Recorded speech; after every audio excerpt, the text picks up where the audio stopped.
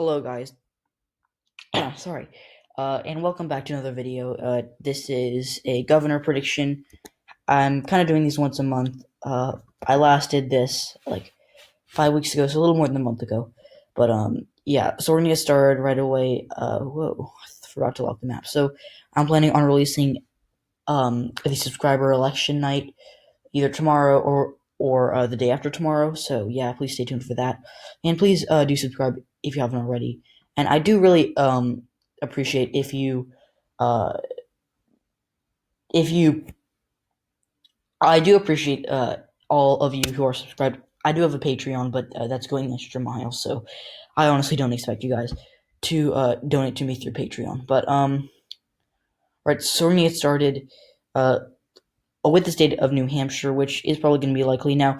Uh, Chris Sununu is kind of interesting because he's a liberal Republican. He's very popular right now, plus 29 in terms of net, and I believe he is the uh, these these approvals are all old, so like um, they're all you know they're all February, so that's only bad news for the Republicans. And Chris Sununu currently he'll still win because Sununu is very popular, top five most popular governors, and I say this because uh, he's in New Hampshire, which is a swingy blue leaning state, but it's also kind of interesting because Sununu is again a liberal Republican, and there are a lot of it, it there are a lot of a liberal I'm sorry, of liberal Republicans who are governors in the Northeast, Maryland,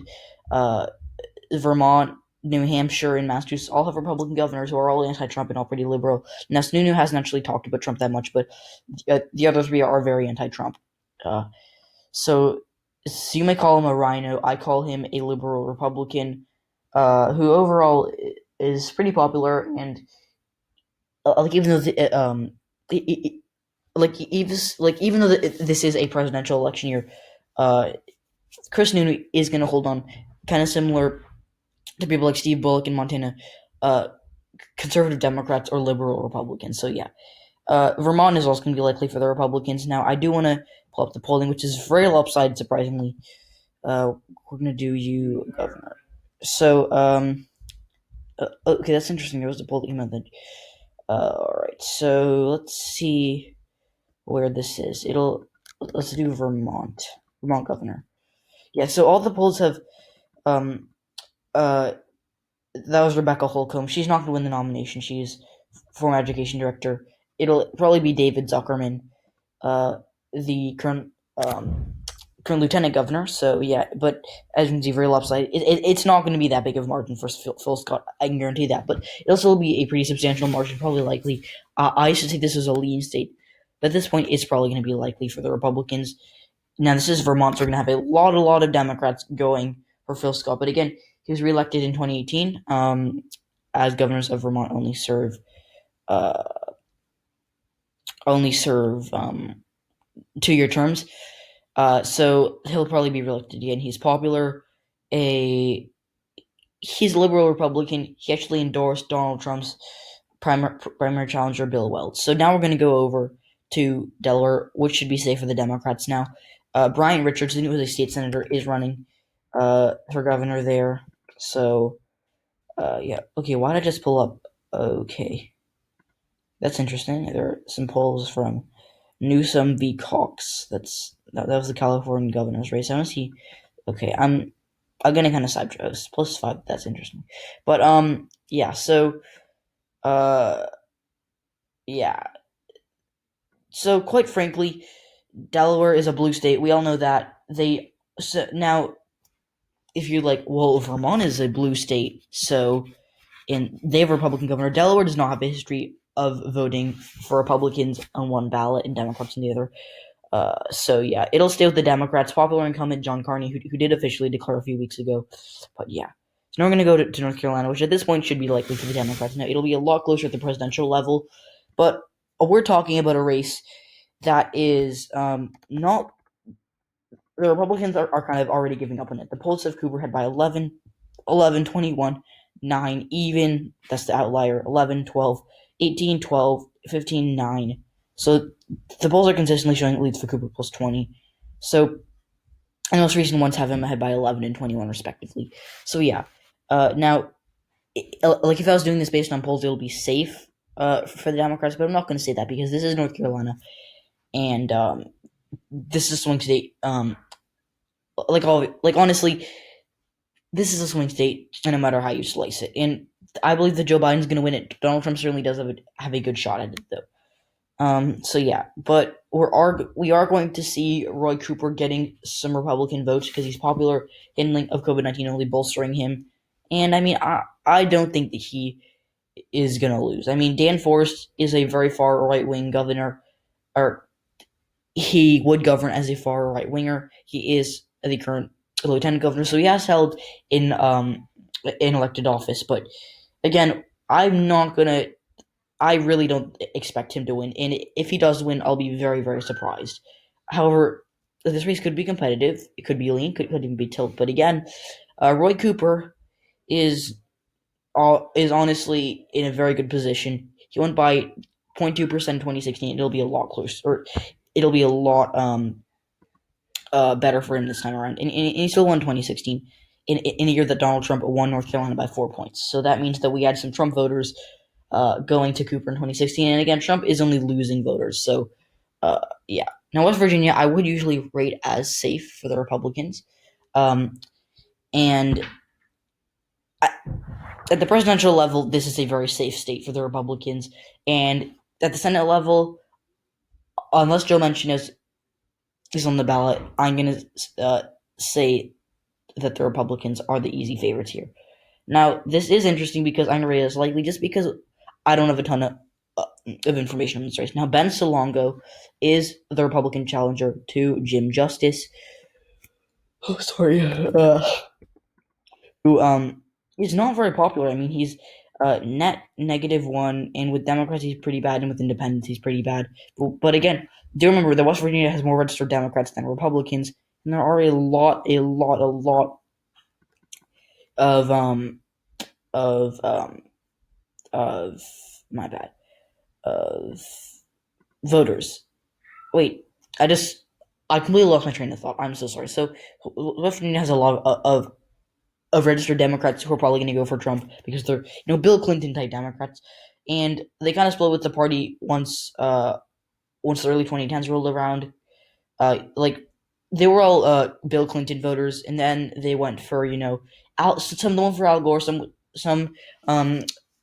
started to transition to Bush, some went for Kerry, some went to Bush, and then Obama was kind of like the last election where there's actually a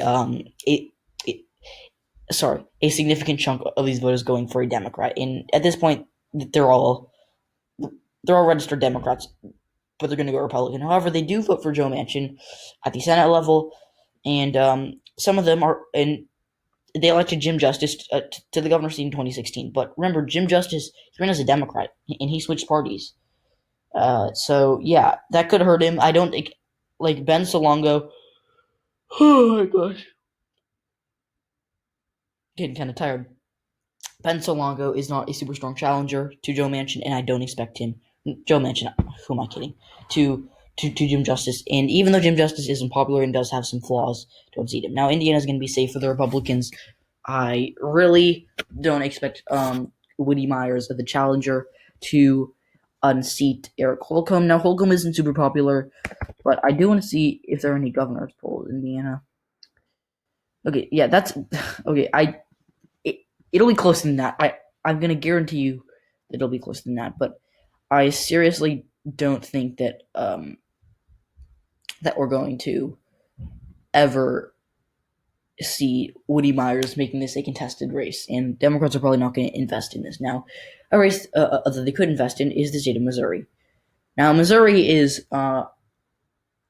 interesting because Nicole Galloway is the nominee for governor with the Democrats, I believe, officially, and Mike Parson has actually never held an elected office.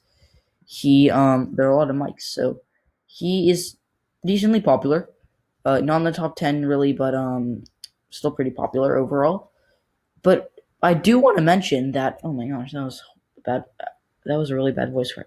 So what I do want to mention is that is that honestly, the Democrats have a strong base in Missouri, but a lot of them are conservative Democrats.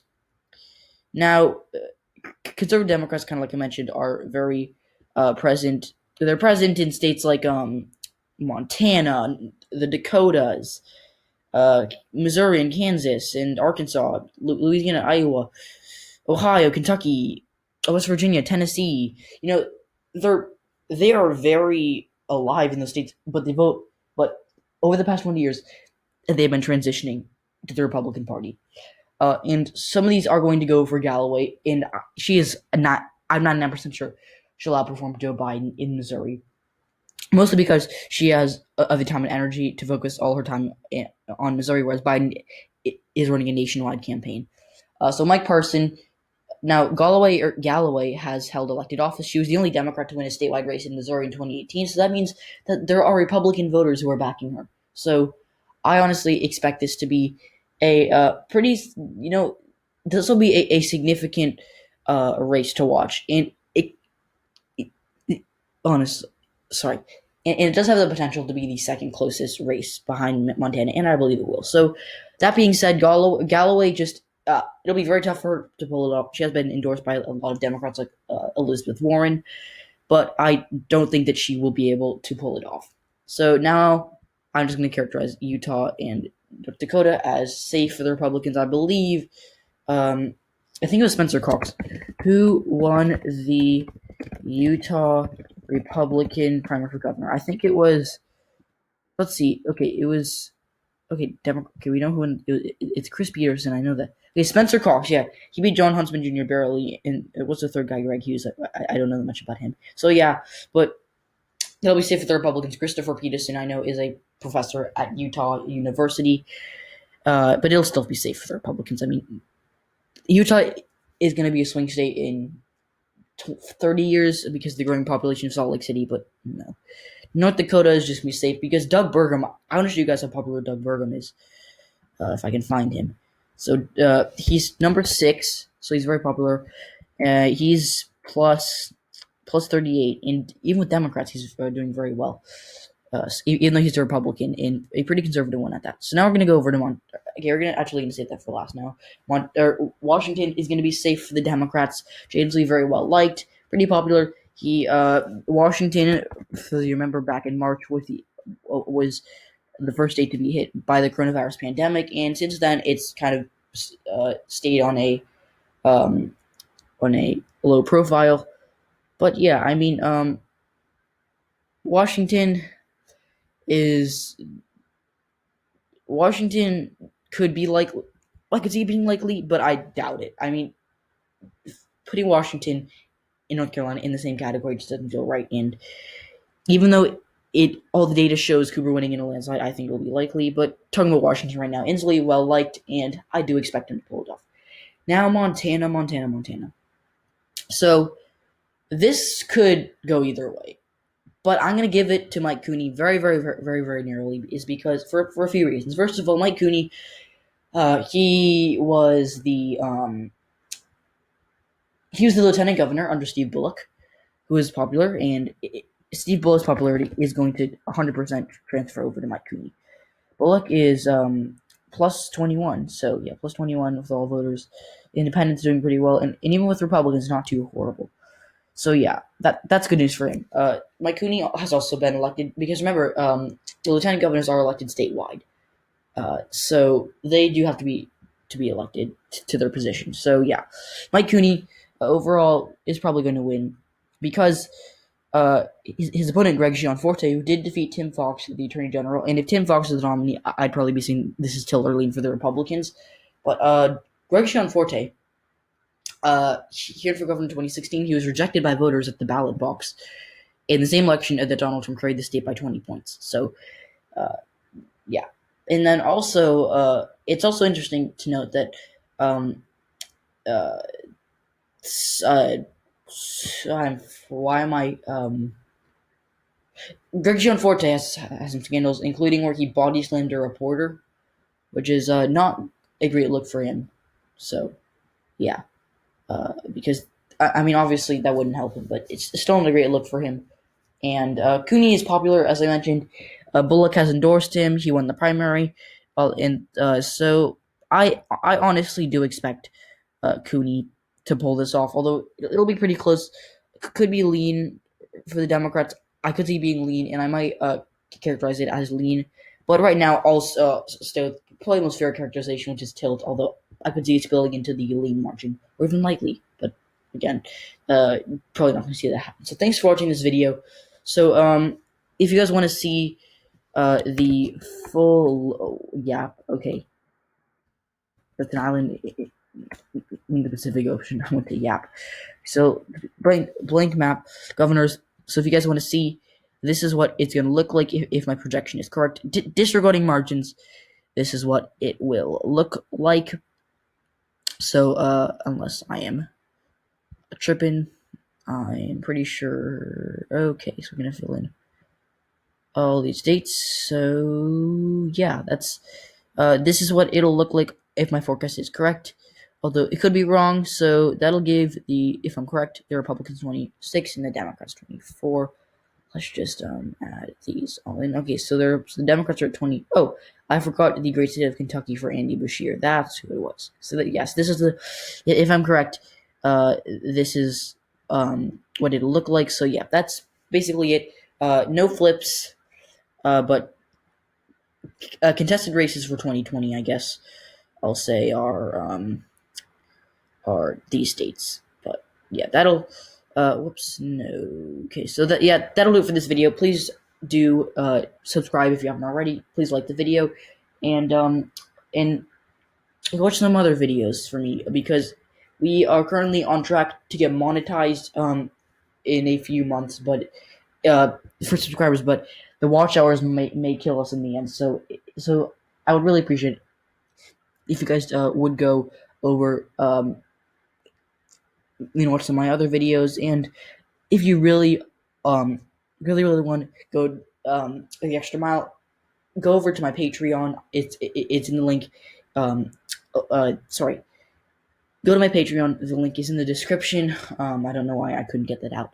So yeah, and there are perks for patrons. So if you want perks, go to Patreon. So thanks for watching. This is the final prediction. So yeah, and I'll see you all in the next one. Bye, guys.